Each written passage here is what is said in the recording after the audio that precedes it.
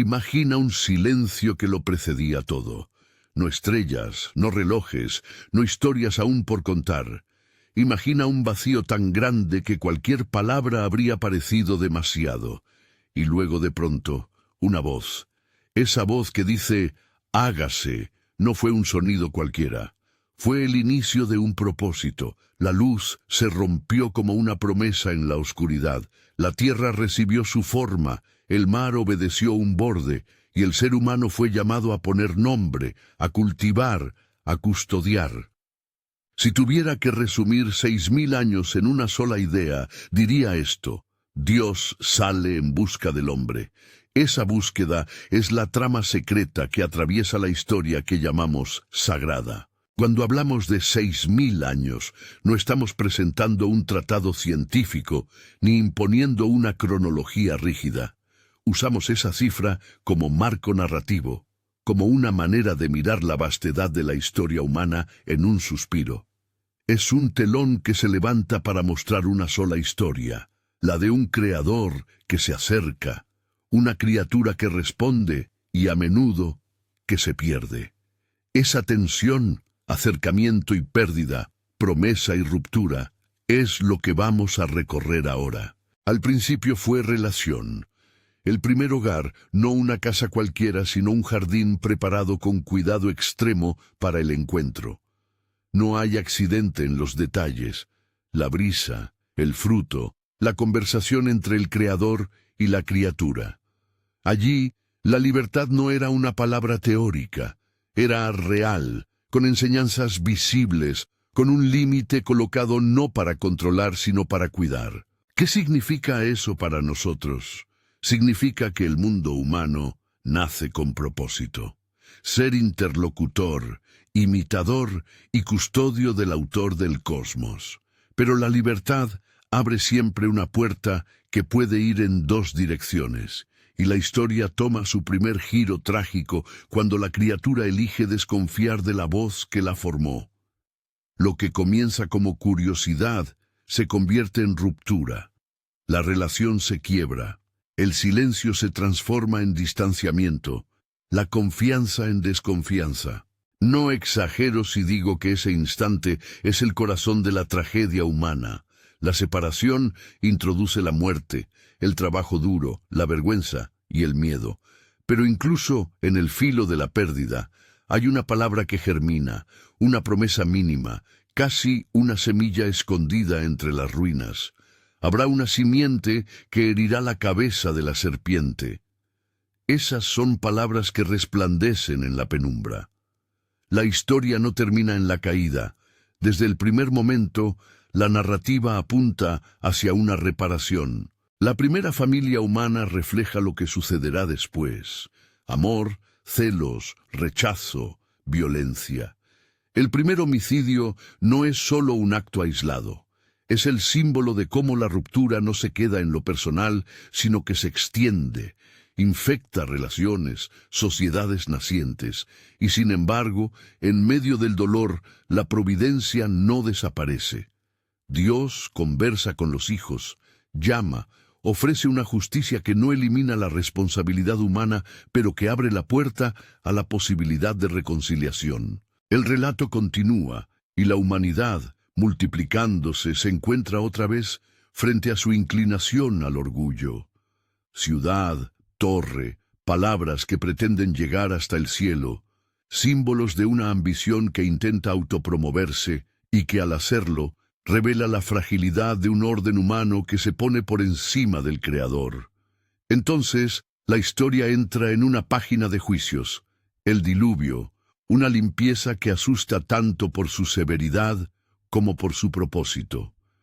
Aquí aparece Noé, un hombre que escucha en medio del ruido. El arca es más que un refugio físico, es una ventana de salvación que apunta a la misericordia que nunca abandona completamente a su obra. Y una vez más, después de la tempestad, la promesa, un arco en el cielo, una señal de pacto. Dios restablece contacto con la criatura, no por compulsión, sino por elección. Es un patrón que volverá a repetirse. La humanidad falla, Dios juzga, la humanidad cae, Dios promete restaurar. Esta alternancia no es caprichosa, nos muestra algo esencial del carácter divino, justicia entrelazada con misericordia. La historia sigue y se vuelve más íntima. De la multitud de pueblos surge un hombre al que Dios mira con atención especial: Abraham. Aquí comienza un capítulo decisivo. A Abraham se le promete una descendencia, una tierra, y que por medio de su linaje todas las naciones serán bendecidas. No se trata de nacionalismo cerrado ni de privilegios sin propósito. La promesa apunta a una mediación. A través de una familia, la historia del mundo será redirigida hacia la restauración universal. Abraham responde con fe, aunque su camino no esté libre de errores ni de pruebas. Su historia nos enseña que la fe no es ausencia de preguntas, sino la decisión de confiar cuando la vista se nubla. Con Abraham comenzamos a ver la historia de la promesa en carne y hueso. Isaac y Jacob continúan ese hilo, a veces torcido por engaños, por luchas internas, por bendiciones mal entendidas. La familia elegida no es perfecta, todo lo contrario. Se parece mucho a las familias de hoy. Tensiones, favoritismos, rivalidades que generan exilios y retornos. En ese tejido humano, Dios sigue tejiendo un propósito mayor. Jacob, que se transforma en Israel, es el puente entre la promesa y una nación por venir. Sus hijos son las tribus, y cada paso, cada conflicto familiar, cada reconciliación parcial, es una lección sobre cómo la gracia opera en lo imperfecto. Entonces, la trama toma un giro dramático que une traición y providencia de manera inesperada. José, joven soñador, es vendido por sus hermanos y llevado a tierras extrañas. Si lo miramos a la distancia, la escena es cruel, traición fraterna, un destino de servidumbre. Pero la historia bíblica nos obliga a ver con una mirada más amplia. En las sombras del pecado humano, la providencia divina teje su discurso. José no es solo víctima, en su historia actúa la mano que dirige. De esclavo a administrador de casa ajena, de prisión a intérprete de sueños, José se convierte en el canal por el que la promesa se preserva. La familia de Israel, que había emprendido la senda hacia la nación prometida, halla en la adversidad una vía inesperada para multiplicarse. Aquí hay una lección que atraviesa los siglos. Los caminos de Dios no siempre coinciden con lo que nosotros esperábamos. A veces, lo que parece destrucción es preservación. Lo que irrumpe como pérdida se revela luego como plataforma de salvación. ¿Cuántas veces en nuestras vidas hemos visto cómo una puerta cerrada nos empujó a una mesa distinta, donde, sin saberlo en aquel entonces, nos aguardaba cuidado y crecimiento? La historia de José nos enseña a leer la providencia con paciencia, a no reducir la soberanía divina a una explicación inmediata de cada tormenta. Mientras la familia de Jacob prospera en Egipto, la narración amplía su foco. Lo que comenzó como una promesa íntima en el seno de una familia se expande hasta convertirse en pueblo. La multiplicación de aquel grupo que llegó como extranjero revela otro aspecto de la narrativa. La promesa tiene alcance comunitario. No es solo la salvación de individuos aislados, sino la formación de una identidad colectiva que, aunque nacida de conflicto, está destinada a representar una bendición para las naciones. Pero la historia no se detiene en victoria segura. El tiempo de prosperidad podrá volverse clima de opresión. La memoria de gratitud puede desvanecerse y la seguridad puede tornarse en fundamento para la explotación. Es aquí donde la tensión histórica se vuelve aguda. La libertad inicial de la creación, la llamada a custodiar, había acabado en esclavitud y clamor. Bajo el yugo, el pueblo que una vez fue protegido por la providencia se encuentra en una situación límite. El clamor de los oprimidos sube como un grito que exige ser escuchado. Y en esa dinámica aparece la figura del liberador, Moisés, quien será moldeado por un pasado complejo, pero llamado a encarnar la salida de la esclavitud hacia la ley que orientará la vida de la comunidad.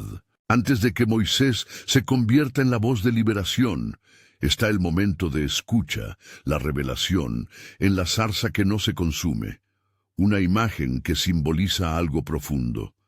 La libertad no es simplemente una retirada del abuso, es la instauración de un orden nuevo.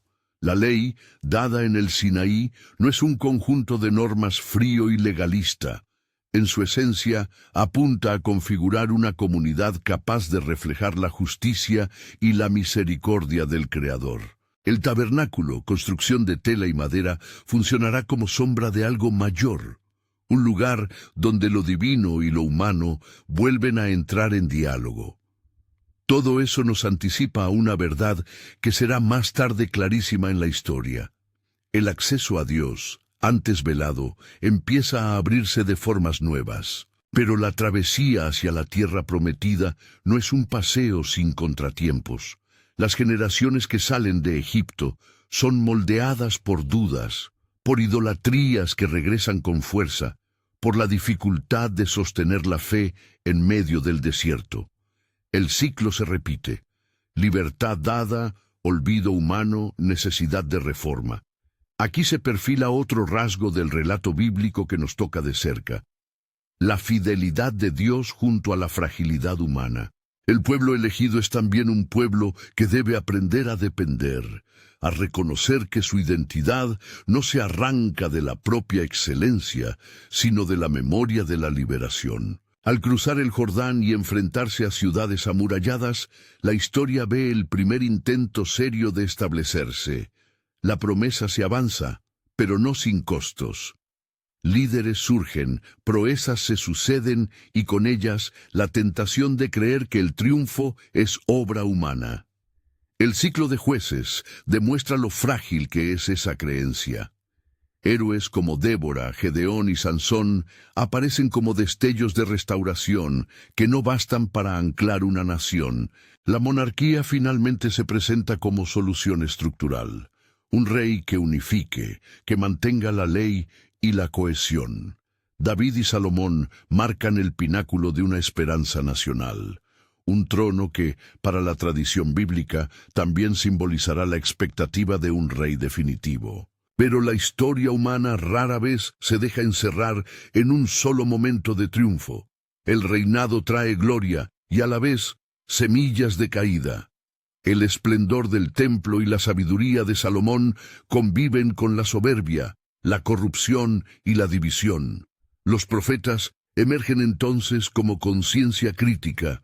No son meros denunciantes, sino voces que recuerdan la alianza y llaman a la conversión. Isaías, Jeremías, Oseas y otros reclaman coherencia entre culto y justicia social, entre palabra y obra. Cuando la nación ignora esas llamadas, el juicio viene. El exilio no es solo castigo, es consecuencia pedagógica y también espacio en el que la promesa se purifica y reconfigura. Figuras como Daniel o Ezequiel muestran cómo la fe puede sostenerse en tierra extraña. El pueblo aprende que la identidad no se define por una geografía, sino por la fidelidad a Dios. Y en el exilio, paradójicamente, se siembran semillas de futura restauración.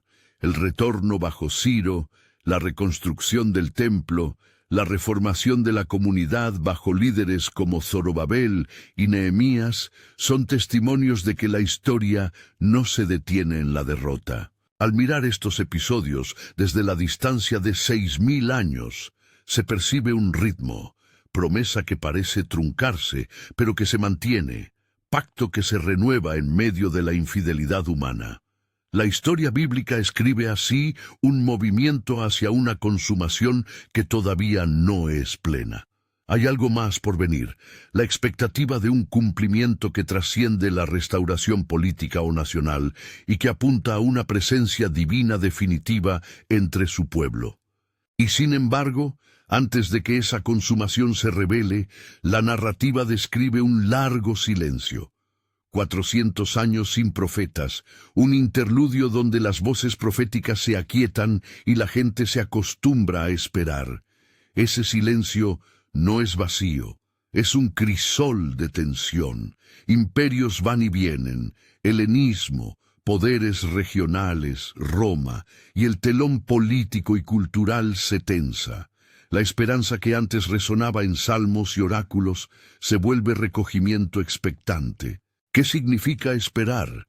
Significa que la promesa puede parecer lejana, pero la fe persevera en la memoria comunitaria y en sencillas prácticas de devoción. Entonces, en el momento menos sospechado para los que contaban las horas, la historia se abre de nuevo con una encarnación sorprendente. Un nacimiento humilde, una vida que combina lo divino y lo humano de forma inédita. La figura de Jesús aparece en la escena histórica como el cumplimiento de promesas antiguas y como la reconfiguración del pacto. Su ministerio despliega señales, palabras que enseñan sentido, milagros que confirman compasión, confrontaciones que desafían las estructuras religiosas y políticas. Los relatos de su vida colocan en el centro la reversión de las expectativas. El poder se manifiesta en servicio, la gloria en cruce de caminos con los pobres, la sabiduría en parábolas que voltean nuestras seguridades. Es imposible leer esta parte de la historia sin sentir una tensión creciente. El mismo sistema que se beneficia de la injusticia ve en esa vida una amenaza. Los líderes, temerosos de perder su control, conspiran. Y sin embargo, el clímax que traerá sentido pleno a la promesa no es un discurso triunfal en un trono político, sino una entrega personal en un madero. La cruz, en su brutalidad, se convierte en el lugar donde justicia y misericordia chocan y se resuelven. La resurrección, más tarde, rompe los límites de la muerte y abre una manera nueva de relacionarnos con Dios. No a distancia, no por intermediarios intocables, sino por la promesa cumplida que reabre el acceso a la vida plena. Es en ese punto, en la muerte que conduce a la vida, donde la trama de 6000 años encuentra su centro. Todo lo anterior había sido preludio, la ley que señalaba la culpa, los profetas que clamaban arrepentimiento, la historia nacional que mostraba la fragilidad humana. La cruz es el cruce donde esas piezas se unen para ofrecer una conclusión que no es final, sino inicio de algo mayor. La Iglesia, la comunidad que recibe la misión de llevar esa buena noticia más allá de fronteras, al seno de naciones que aún no conocen la promesa. La narración que aquí he trazado hasta ahora no responde a todas las preguntas, no ha cerrado todos los arcos, no ha explicado cada detalle histórico ni cada paradoja, pero marca un camino, de la creación al pacto, del juicio a la gracia, de la promesa a su cumplimiento, y en ese camino hay una pregunta inevitable para cada oyente. ¿Dónde te colocas tú en esta historia que ha recorrido 6000 años de búsqueda divina? Si esta síntesis te está resuenando, si quieres continuar este viaje por los grandes episodios que siguen, cómo la iglesia primitiva nace, cómo la misión se expande y cómo la historia apunta hacia una consumación definitiva, suscríbete y comparte este relato con alguien que también necesite entender por qué todo esto importa. La corriente sigue. La iglesia primitiva, nacida en el fuego de un Pentecostés transformador, no tarda en confrontar persecución y en desplegar cartas que moldearán la teología cristiana emergente. Pedro y los apóstoles se convierten en testigos, y Pablo, de perseguidor a misionero, redefine la identidad de la comunidad al decir que la promesa no es solo para una nación, sino para todos los pueblos. La expansión del Evangelio se logra no por estrategia humana única, sino por una mezcla de testimonio valiente, viajes riesgosos y la convicción de que la muerte ya no tiene la última palabra. Pero antes de entrar en ese capítulo intenso y lleno de heroísmos y conflictos, que será el comienzo de la Iglesia y de la misión hacia las naciones, volvamos a un momento decisivo que aún permanece en la penumbra de la narrativa que hemos ido hilando, la vida de José en Egipto. Él, que interpretó sueños, que vio en la adversidad la mano de Dios, representa la tensión de un pueblo capaz de caer y a la vez de ser preservado para un propósito mayor. Sus días finales en la corte, un lugar donde la gloria y la gracia se mezclan con política y fragilidad humana, nos recuerdan que la providencia divina trabaja a través de lo inesperado. Es en esa intersección entre los sueños de un joven vendido por sus hermanos y el devenir de una nación que aún no entiende su destino, donde dejaremos por ahora la escena, porque allí queda un hilo abierto que exige ser tirado. ¿Cómo será que el pequeño grupo de forasteros llegue a ser una nación numerosa? ¿De qué manera la promesa será moldeada por pruebas, por liderazgo humano y por la fidelidad de un Dios que no olvida? Son preguntas que nos acompañarán en el próximo tramo de este viaje, donde la historia secreta que hemos comenzado a descubrir hará aún más evidentes los hilos que unen creación, caída y redención. Cuando José muere, no se apaga la semilla que su historia sembró. Su vida queda como un hilo que sostiene a un pueblo entero. Los que llegaron como migrantes se multiplican, y con el paso de generaciones, su presencia se hará tan numerosa que llamará la atención de quienes gobiernan. La memoria de la providencia que salvó a una familia en la hambruna se convierte en leyenda y luego en olvido, y el rostro amable del pasado se vuelve extraño bajo la presión de un nuevo poder. Así comienza otra fase, la promesa preservada, pero la libertad perdida nuevamente. Surge un gobernante que no recuerda la deuda de gratitud. Su política es seguridad y su respuesta, control. La vida de los hijos de Jacob se reduce a trabajo forzado y sus canciones de esperanza se vuelven lamento. Es en ese clamor donde la historia encuentra su liberador inesperado. Un hombre formado entre dos realidades, criado en palacio, pero marcado por el dolor de su pueblo. Su nombre, recordado por generaciones, se vuelve sinónimo de escucha y de confrontación. La zarza que no se consume simboliza un fuego que habla de presencia, una llamada que transforma la duda en misión. La liberación que trae no es sencilla, exige confrontación, exige riesgo, plagas que desafían la lógica humana y un éxodo que atraviesa mares y miedos. Pero más que una huida, el éxodo es una educación. Una nación aprende que la libertad que Dios otorga llega acompañada de una forma nueva de vida. En el monte, las palabras que se entregan no son meros mandatos técnicos, forman un pueblo con memoria, con justicia, con rituales que enseñan a mirar más allá de sí mismos. El tabernáculo, hecho con manos humildes, encarna una idea profunda, el lugar donde lo divino y lo humano pueden encontrarse nuevamente. Sin embargo, la allegoría de la tienda y la comunidad circundante enseña también la fragilidad del corazón humano. Tan pronto como se brinda una caricia visible, una imagen, un símbolo, la tentación de la seguridad externa vuelve a surgir. El episodio del becerro de oro exhibe cuánto cuesta sostener una relación de confianza. La idolatría brota no tanto por perversidad fría, sino por la ansiedad de tener algo que controlar. Y en cada caída, Dios no se retira. Corrige, reconfigura y vuelve a hacer pacto. El patrón se repite: libertad, olvido, corrección, renovación. Cada iteración parece acercar la historia a una verdad mayor.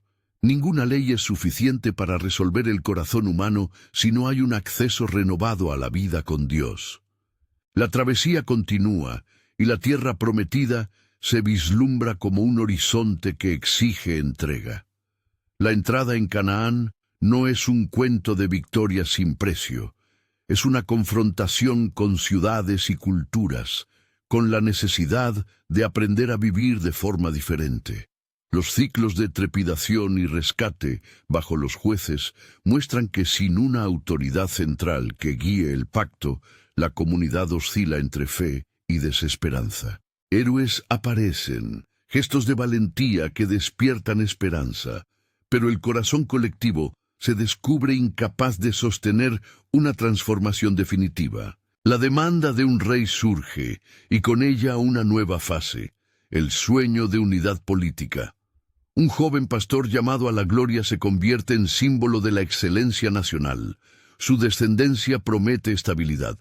El reinado de David trae consigo la idea de un trono que trasciende su tiempo, la esperanza de un linaje que de alguna manera encarnará la restauración. David construye memoria con canciones y con gestos de arrepentimiento. Su figura es compleja, humana y, no obstante, portadora de una promesa que los profetas no callarán. Con Salomón llega la realización arquitectónica del sueño, un templo que encaja en la imaginación como morada visible de la presencia divina. El esplendor del edificio no es el fin en sí mismo. Pretende señalar a un Señor que habita con su pueblo. Pero la gloria visible convive con la semilla de la división, la acumulación, la política matrimonial, la sed de prestigio, van cuarteando el tejido social y espiritual. Y cuando la fragilidad humana se desborda, los profetas se levantan como conciencia. Su voz recuerda que culto sin justicia es un decorado vacío. Ellos llaman a la coherencia entre lo que se proclama y lo que se practica. La historia entra en un tiempo de fractura.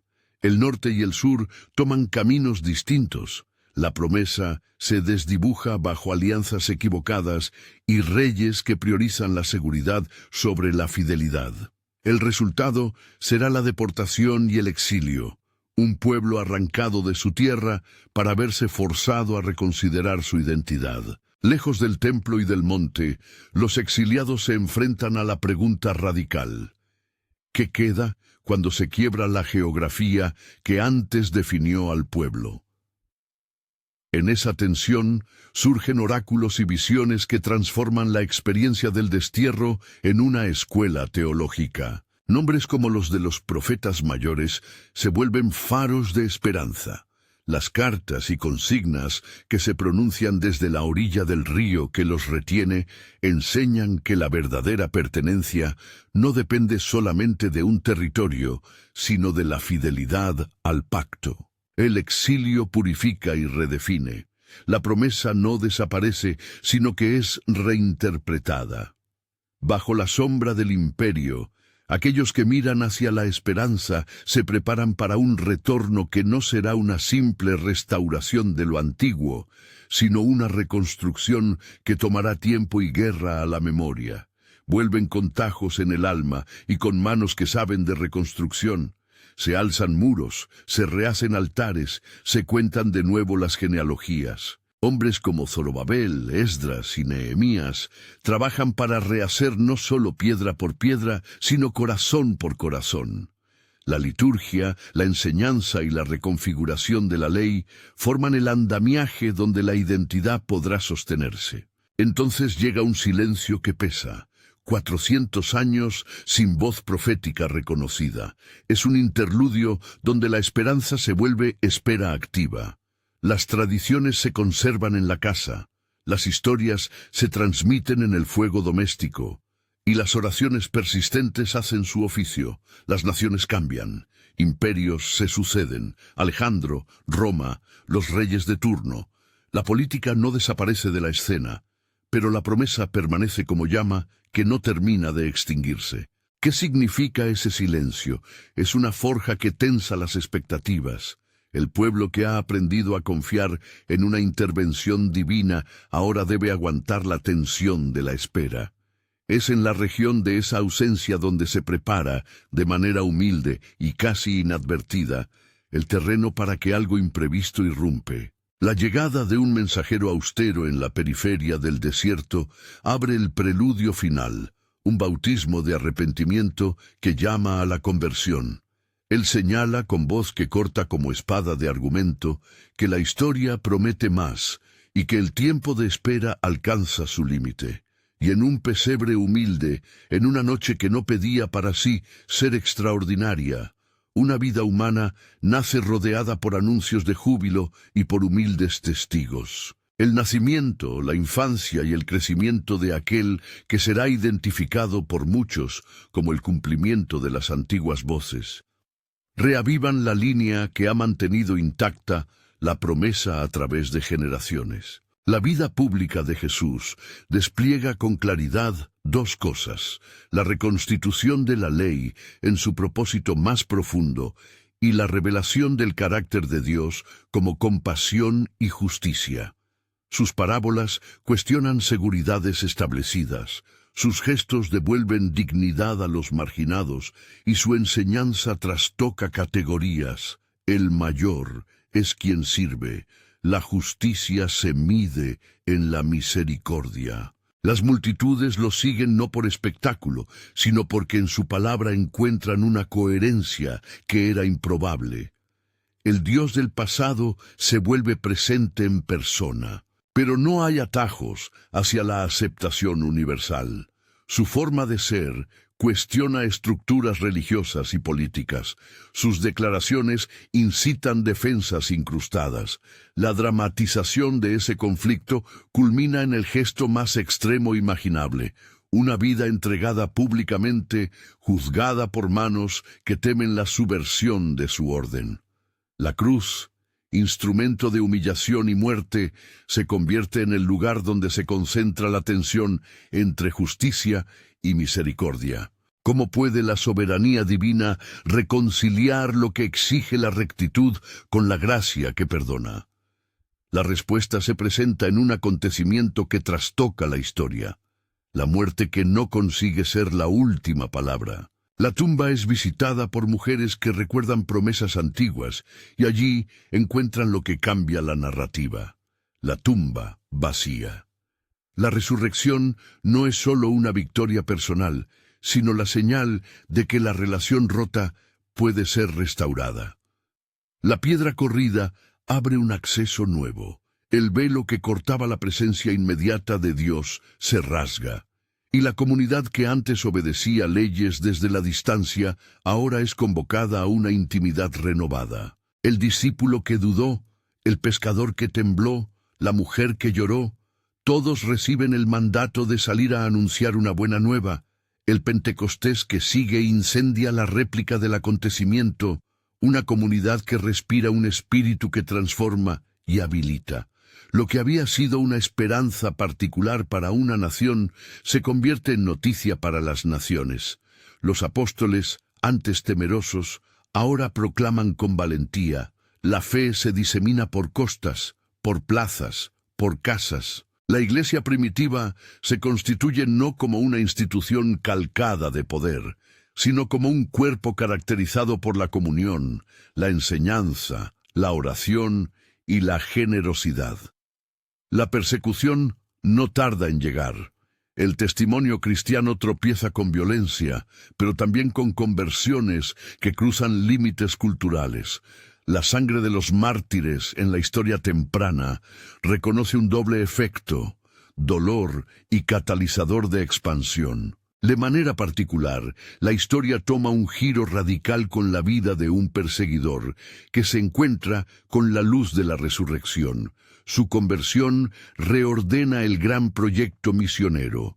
Pablo, figura imprevista, recorre caminos, funda comunidades, escribe cartas que serán brújula para generaciones. Sus epístolas no son manuales secos, son debates vivos sobre identidad, gracia y práctica. Enseñan que la promesa no se cierra en la etnia ni en la ley, sino que se abre radicalmente para todos los pueblos. Temas como justificación, iglesia, libertad cristiana y esperanza escatológica se exponen en páginas que explicitan cómo la vida eterna se asoma en el presente. La expansión de la iglesia se encuentra con complejidades, tensiones internas, herejías en ciernes, problemas sociales, pero también con conversiones que muestran la amplitud de la promesa. Mientras tanto, en la periferia, otros apóstoles escriben y hablan, y la tradición se enriquece. Cartas, sermones, testigos, mártires y peregrinos mantienen el hilo que une la primera comunidad con las comunidades dispersas por el imperio. Con el tiempo, la historia bíblica despliega su última gran visión victoriosa a través de imágenes potentes. Un cielo que se quita como una cortina y muestra la consumación. El apocalíptico no es un tratado de fechas y estrategias políticas, es la literatura de la esperanza que usa símbolos para asegurar que a pesar del sufrimiento, la historia tiene dirección. En la visión de la nueva ciudad, la muerte es vencida, el luto es seco, la derrota es revertida. La imagen final no es la violencia de una venganza cósmica, sino la instauración de una presencia definitiva. Dios mismo con su pueblo. No habrá más llanto ni necesidad de sol que caliente, porque la lámpara será la misma presencia del que sostiene la historia. Si miramos los 6000 años, recordando que esa cifra es aquí un marco que nos ayuda a visualizar la amplitud del relato, encontramos un patrón que se repite con variaciones infinitas. La iniciativa divina, la respuesta humana, la fractura, la corrección, la promesa que no se borra, y el cumplimiento que llegó en una persona y que se extiende en una comunidad. Cada episodio es una pieza en un tapiz que, visto desde lejos, no deja de asombrar por su coherencia y por su ternura. Dios que busca, reitera, restaura. ¿Qué lugar ocupas tú en este gran relato? No como espectador neutral, sino como actor con decisiones y responsabilidades.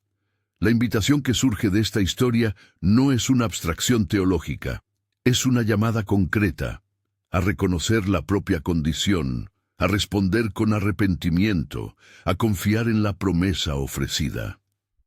No se trata de un ritual que garantice resultados automáticos, sino de una entrega que entra en comunión con la misma vida que dio origen a todo. Si tu corazón se mueve en este momento, si algo en esta narración te confronta o te atrae, te ofrezco una dirección clara y respetuosa. Párate ante lo que has oído. Permite que la gracia evalúe tus seguridades. Haz una confesión sincera y abre tu vida al que fue entregado por amor. No hay coerción en esta convocatoria. Hay una propuesta que ha atravesado siglos, dolores y alegrías y que sigue siendo ofrecida hoy. Oremos juntos, si lo deseas. Señor, venimos reconociendo que muchas veces hemos preferido nuestras soluciones a tu comunión. Perdónanos, danos coraje para cambiar, manos para servir y oídos para escuchar. Que tu Espíritu nos guíe hacia una fidelidad que transforme nuestras decisiones diarias. En el nombre de aquel que dio su vida y la recibió de nuevo. Amén. La historia que hemos repasado no es un mero registro del pasado. Es un camino que nos interpela ahora. Donde hubo rupturas, hay reparación. Donde hubo exilios, hay retorno. Donde hubo muerte, hay vida. La promesa continúa. Nuestra respuesta hoy puede ser esa entrada en la corriente que ha transformado incluso los peores episodios humanos. Si este relato te ha tocado, compártelo con alguien que necesite ver el hilo que une el inicio y la consumación. Y si deseas profundizar, encontrarás en los recursos vinculados a este canal guías para estudiar paso a paso las secciones que hemos resumido. Y ahora, en pie del amor que nos busca, te dejo con una última pregunta que no es retórica. ¿A qué vida estás dispuesto a entregar tu fidelidad hoy? La historia secreta que nadie te contó no es un misterio inaccesible. Es la invitación de un Dios que busca al hombre y que, tras 6000 años de paciencia, coloca delante de cada persona la posibilidad de entrar en su redención. Elige responder.